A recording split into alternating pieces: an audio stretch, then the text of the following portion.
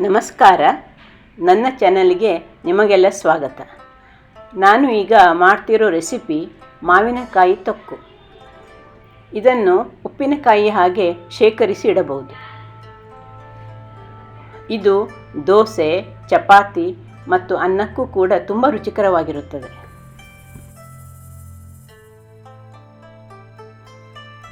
ನಾನು ಇಲ್ಲಿ 4 ಮಾವಿನಕಾಯಿಗಳನ್ನು ಸಿಪ್ಪೆ ತೆಗೆದು ತೊಗೊಂಡಿದ್ದೀನಿ.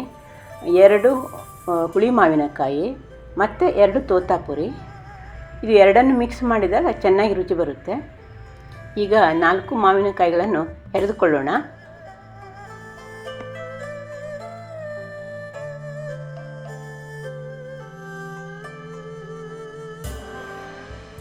ಇಷ್ಟು ಮಾವಿನಕಾಯಿ ತುರಿಗೆ ಅರ್ಧ ಕಪ್ ಉಪ್ಪು, 3/4 ಕಪ್ ಬೆಲ್ಲ ಸೇರಿಸಿ ಚೆನ್ನಾಗಿ ಮಿಕ್ಸ್ ಮಾಡಿ ಇಡಿ.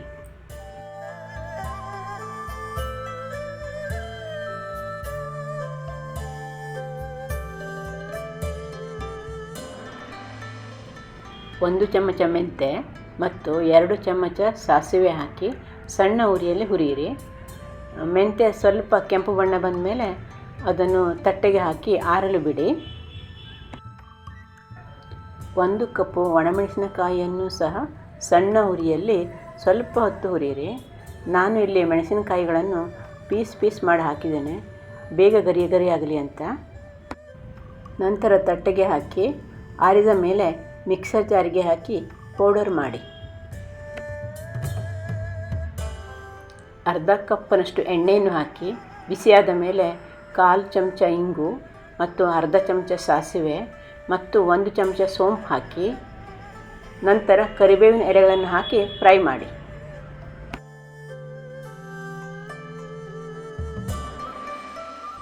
ಇದಕ್ಕೆ ಉಪ್ಪು ಮತ್ತು ಬೆಲ್ಲ ಹಾಕಿ ಮಿಕ್ಸ್ ಮಾಡಿದ ಮಾವಿನಕಾಯಿ ತುರಿಯನ್ನು ಹಾಕಿ ಮತ್ತು 1 ನಿಮಿಷ ಚೆನ್ನಾಗಿ ಮಗುಚಿ. ಪೌಡರ್ ಮಾಡಿಟ್ಟುಕೊಂಡ ಒಣಮೆಣಸಿನಕಾಯಿ, ಸಾಸಿವೆ ಮತ್ತು ಮೆಂತೆ ಮಿಶ್ರಣವನ್ನು ಹಾಕಿ ಚೆನ್ನಾಗಿ ಮಿಕ್ಸ್ ಆದಮೇಲೆ ಮತ್ತೆ 3 ನಿಮಿಷ ಸಣ್ಣ ಉರಿಯಲ್ಲಿ ಮಗುಚಿ. ನೋಡಿ, ಈಗ ರೆಡಿಯಾಗಿದೆ. ಎಷ್ಟು ಚೆನ್ನಾಗಿ ಕಲರ್ ಬಂದಿದೆ ನೋಡಿ.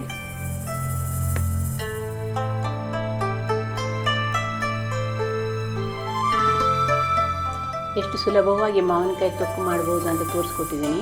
ನಿಮ್ಮ ಅನಿಸಿಕೆಗಳನ್ನು ಕಾಮೆಂಟಲ್ಲಿ ತಿಳಿಸಿ, ಲೈಕ್ ಮಾಡಿ, ಸಬ್ಸ್ಕ್ರೈಬ್ ಮಾಡಿ. ನಮಸ್ಕಾರ.